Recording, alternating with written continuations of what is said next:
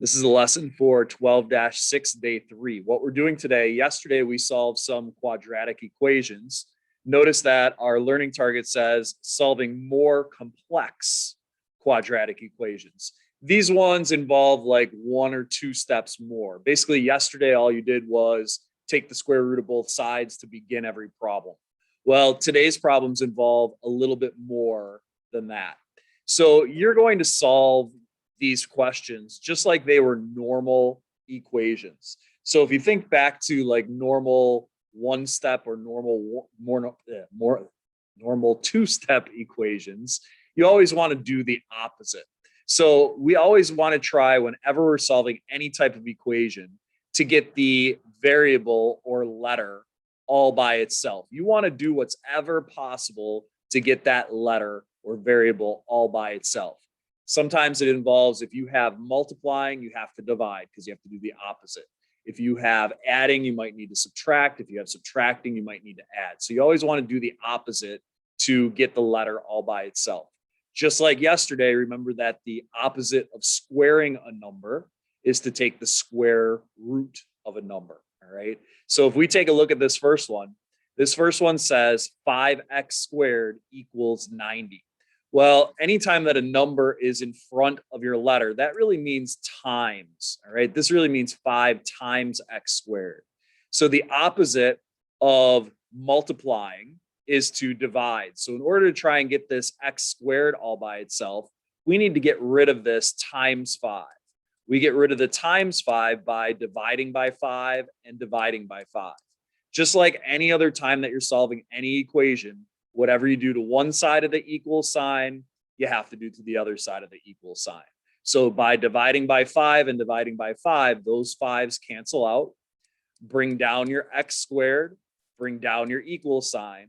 90 divided by 5 is 18. Now, this is where it looks just like yesterday's problem now. We have x squared equals a number. Sometimes you will be asked to put your answer in simplest radical form. Other times you're going to be asked to round your answer to the nearest 10. So in the notes today, we're going to do it both ways, but on your homework, you just have to read the directions which way they want it. So here we have x squared equals 18. The opposite of squaring a number is to take the square root of a number. Again, whatever you do to one side, you have to do to the other. So square root, square root. These cancel each other out, the squaring and the square root. So we have just x. We have just x equals, all right? And then remember, anytime that you take the square root, it is plus or minus. If we were going to put this in simplest radical form, what times what is 18? Remember, you want to use those perfect squares. So what times what is 18? Well, 9 times 2 is 18. Cross out the 9, bring out the 3. So we have x equals plus or minus 3 radical 2. If you have to go put this into decimal form, now when you get it down to x squared equals a number, you could just type in second x squared and then 18 and do it that way. Or you could do 3 radical 2. All right, both of those will give you the same exact answer. We are rounding to the nearest 10th. So this would be x equals plus or minus 4.2 when you round. If you take a look at this one, sometimes you'll have a negative number in front. You're going to do it the same exact way. This is really negative 5 times v squared. So the opposite of times is to divide. So we would divide by negative 5, divide by negative 5. Again, whatever you do to one side, you have to do to the other side. So we have v squared, negative 45 divided by 5 is a positive 9. The opposite of squaring a number is to take the square root of a number. So square root, square root. Well, 9 is a perfect square. 9 is just 3. So we have v equals plus or minus 3. We wouldn't do it in simplest radical form or rounding to the nearest 10th because they're the same exact answer. It's just 3 plus or minus 3. Now, think about when you normally solve an equation that looks like, let's just say that we had like x minus 1 equals 10. If we had just this normal one-step equation to get the x all by itself, we'd have to get rid of that -1 by doing +1 and +1. Well, that's exactly what you're going to do here as well. We want to try and get the x squared all by itself. So to get rid of that -50, we have to do +50 and +50. Whatever you do to one side of the equal sign, you have to do to the other. So those cancel out. So we have x squared equals 50. The opposite of squaring a number is to take the square root of a number. So we're going to take the square root of 50. Now 50 can be simplified. 50 is really 25 times 2. Cross off the 25, bring out the 5. So we have, I forgot my plus or minus, we have plus or minus 5 radical 2. If we were asked to put it into a decimal, 5 radical 2 is 7.1. So we would have x equals plus or minus 7.1. Now, these do get a little bit harder. So this one is sort of more like a two-step equation. If you think about a normal two-step equation, like 2x plus 1 equals 5, we would need to get rid of that plus 1 first by doing -1 minus 1, and then we would have to divide by 2 and divide by 2 to solve for x. Well, this is that same exact kind of problem where it's sort of a two-step equation. We need to get rid of the plus or minus whatever first. We're not going to divide by 2 first. We're not going to take the square root first. We always want to get rid of the plus or minus whatever first, just like if we're solving a normal two-step equation. So those 300s would cancel out. So we would have 2x squared equals 300. Now it's just like the questions from the previous slide. Divide by 2 to get that x squared all by itself. So we have x squared equals 150. 150 can be simplified. Square root. 150 is really 25 times 6. So it's going to be x squared equals, cross off the 25, bring out the 5. So it's plus or minus 5 radical 6. Oops, that's not x squared, that's just x. If we had to put it into a decimal, 5 radical 6. Oops, come on. 5 radical 6. And we would get 12.2. So x equals plus or minus 12 radical 2, or 12.2. In this one, all right, this one is a little bit weird. All right, watch what happens on this one. Again, we always want to get rid of our plus or minus whatever first. -40 -40. So we have x squared equals -40, because 0 minus 40 is -40. Square root. Here's where you need to be very careful. Pay special close attention to this. This one, they love this type of I gotcha question on the Regents exam. Remember that you can't take the square root of a negative number. All right, we can't take the square root of a negative number. That square root of a negative number is really an imaginary number. All right. Yes, there are such things in math as imaginary numbers. It's the square root of a negative number. There's nothing times itself that will give you -40. So it can't be done. Therefore, this would be no solution. They love this sort of question as a multiple choice question. All right. You can't take the square root of a negative number. So they get even a little bit more complicated. All right. In this one, it's a little bit different. So in this one, we have a 2 in front of parentheses. Now, we saw those parentheses yesterday. This is 2 times this whole thing. Well, since it's 2 times this whole thing, what we want to do first is divide by 2 and divide by 2. That will get rid of that times 2 at the beginning. And all that we'll have is x plus 5 squared equals 20. Now it looks just like a question that we did yesterday. Square root to get rid of that squared. So we have x plus 5 equals, when we take the square root of 20, all right, square root of 20, that's really 4 times 5 is 20. Cross off the 4, bring out the 2. So it would be plus or minus 2 radical 5. Now, just like yesterday, when we had a question like this, because of the plus or minus there, we need to split it into 2 separate problems.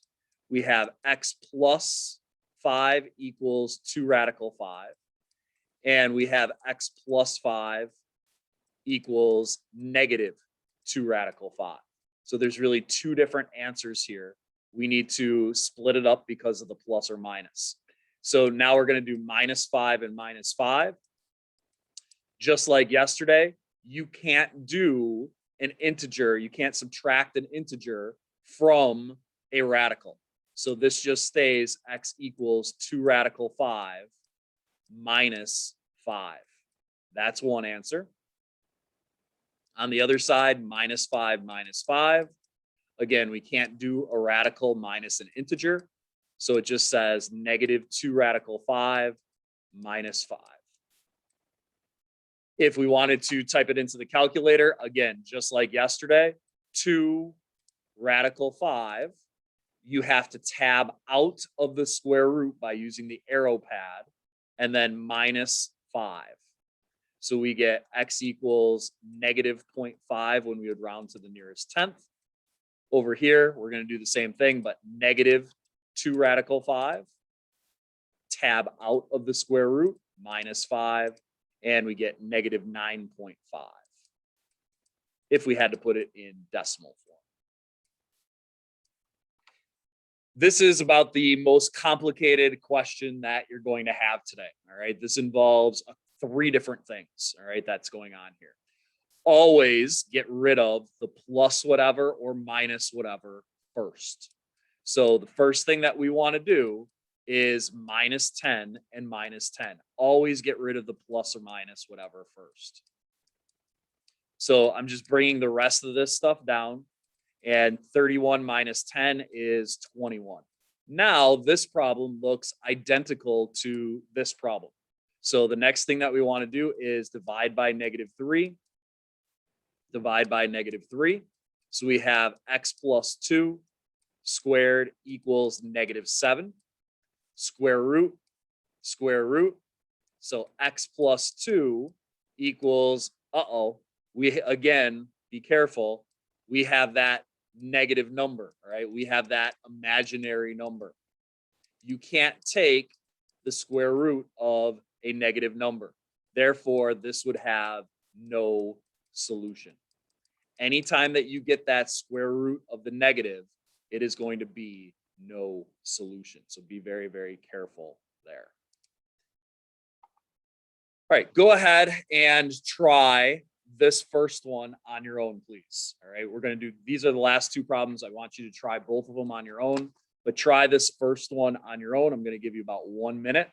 Find it both in simplest radical form and as a decimal, please. So go ahead and try this one. Remember, you always want to get rid of the plus whatever or minus whatever first.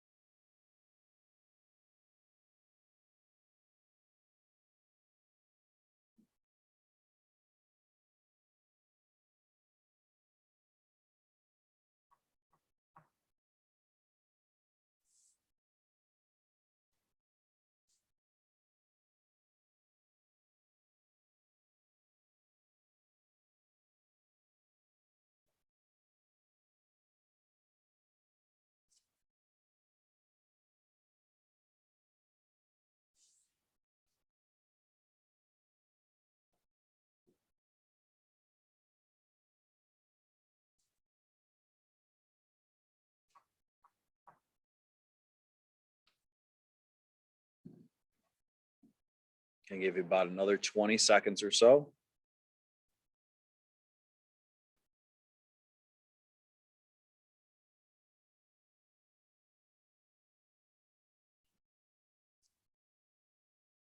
So always get rid of the plus whatever or minus whatever first. So we're going to do plus 11 and plus 11. So just bring all this stuff down that we didn't use yet. Those canceled out. 181 plus 11 is 192. Divide by 3. Divide by 3. So we have 2x minus 4 squared equals 192 divided by 3 is 64. That's a good number. That's a perfect square. Square root. Square root. Now, when you take this square root, something sort of strange happens, all right? The square root of 64 is 8. Remember that it is plus or minus 8. So the here is where we have to split it into 2. So we have 2x minus 4 equals 8, and we have 2x minus 4 equals negative 8. Now you just have two-step equations. Plus 4 plus 4. So 2x equals 12. Divide by 2. And you get x equals 6. On the other side, we have 2x minus 4. So we want to do plus 4 plus 4. Negative 8 plus 4 is negative 4. Divide by 2, divide by 2, and you get x equals negative 2. Go ahead and try this last one, please. This last one won't be as nice as the first one.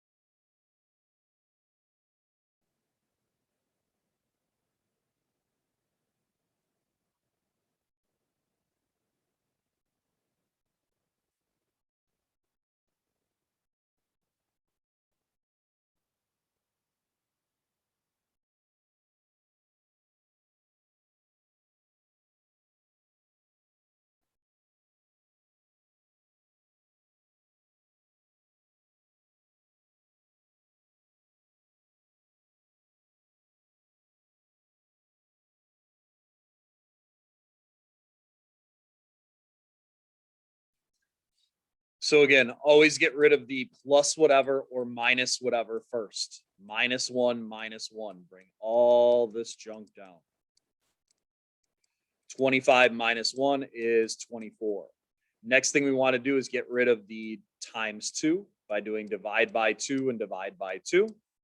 So now we have x minus 3 squared equals 12. We want to get rid of the squared next. So square root, square root. So now we have x minus 3 equals square root of 12. Square root of 12 is 4 times 3. It can be simplified. Cross off the 4, bring out the 2. So it is plus or minus 2 radical 3. Now we want to split it into 2. So we have x minus 3 equals 2 radical 3. And we have x minus 3 equals negative 2 radical 3. We have to solve this one-step equation by doing plus 3 and plus 3. You cannot add together a radical and an integer like that. So it's just x equals 2 radical 3 plus 3. If we are going to put it into decimal form, 2 radical 3. Make sure that you tab out to do the plus 3. We don't want that plus 3 underneath it. So we get x equals 6.5. For the other one, plus 3 plus 3. Again, you can't add together a radical and an integer. So it would be negative 2 radical 3 plus 3. Negative 2 radical 3. Tab out of the square root sign and do plus 3 at the end. And you should get x equals negative 0.5. So again, these are just like the other ones from yesterday. These just have a little bit more steps at the beginning. All right. You always want to get rid of the plus or minus whatever